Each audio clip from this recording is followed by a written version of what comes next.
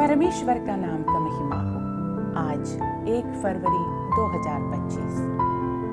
आज आइए हम मनन करें यहोशू की पुस्तक 6 अध्याय पहला वाक्य से 27 वाक्य तक।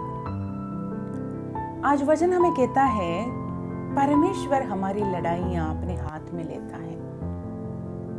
6 अध्याय का दूसरा वाक्य में हम इस प्रकार पढ़ते हैं, फिर यहोवा ने यहोशू से कहा, सुन, मैं यरीहो को उसके राजा और शूरवीरों समेत तेरे वश में कर देता हूं।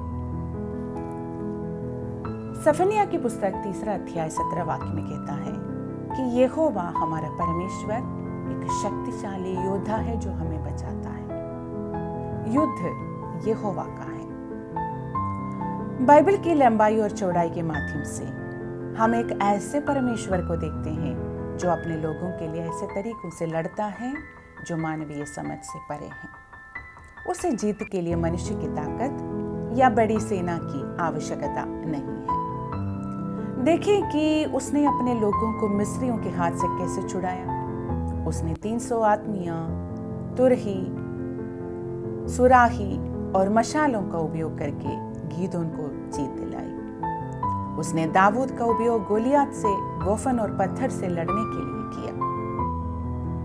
उसने दुश्मन को भ्रमित करके यहोशाफात और उसके आदमियों को जीत दिलाई। ये तो बस कुछ ही उदाहरण है। यहाँ हम यहोशू को यरीहो की दुर्जय दीवार के सामने देखते हैं। उनके दुश्मन को किले बंद कर दिया गया था और मानवीय मानकों के अनुसार जीतने का कोई रास्ता नहीं था, लेकिन परमेश्वर के पास एक योजना थी और इसने दीवार को गिराने और दुश्मन को नष्ट करने के लिए काम किया। परमेश्वर ने सबसे पहले यहोशू को जीत का आश्वासन दिया और स्पष्ट निर्देश दिए कि उन्हें यरीहो की दीवार के चारों ओर कैसे मार्च करना है। 7 दिन दुश्मन के लिए ये कैसा नजारा था जो उनकी मूर्खता के लिए उनका उपहास करता। लेकिन परमेश्वर ने बुद्धिमानों को लज्जित करने के लिए दुनिया की मूर्खता को चुना।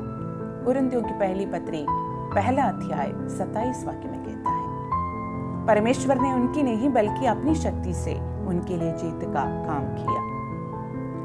हमारी यरीहो की दीवारें हमारे जीवन की वह परिस्थितियां जो दुर्गम लगती हैं, शत्रु हमारे विरुद्ध जो युद्ध करता है, जिसमें कोई विजय नहीं दिखती, आइए हम उन्हें जीतना सीखें। सबसे पहले प्रभु की बात सुनिए। यहोशू ने प्रभु की आज्ञाओं को सुना और उनका पालन किया, जैसा कि उसे प्रभु की सेना के सेनापति ने बताया था। इसमें हमारे सभी विचारों को शांत करना शामिल है। हमें शांत रहना चाहिए, चुप रहना चाहिए और प्रभु के हाथ को हमारे पक्ष में काम करते हुए देखने की प्रतीक्षा करनी चाहिए।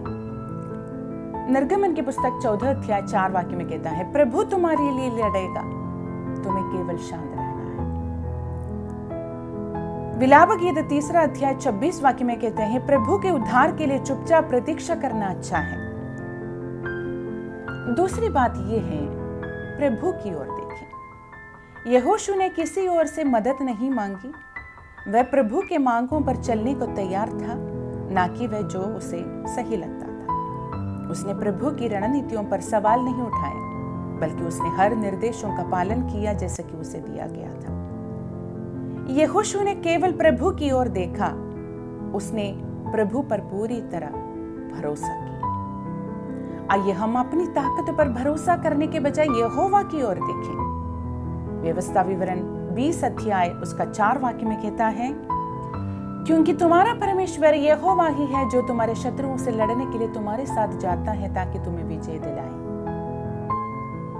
तीसरी बात यह है, यहोवा के नेतृत्व में चले। परमेश्वर के लोगों ने यहोशू द्वारा दिए गए निर्देशों का पालन किया। उन्हें 6 दिनों तक दीवार के चारों ओर एक बार बिना कुछ बोले घूमने के लिए कहा गया और फिर 7वें दिन 7 बार और तुरही बचने पर जय जयकार करने के लिए कहा गया। प्रभु की उपस्थिति का प्रतीक प्रभु का संदूक उनके आगे आगे चला। लोगों ने इस बात पर बहस नहीं की कि उन्हें ऐसा काम करने के लिए क्यों कहा गया जो दूसरों को मूर्खतापूर्ण लग सकता है, लेकिन उन्होंने आज्ञा का पालन किया, वह प्रभु के नेतृत्व में थी।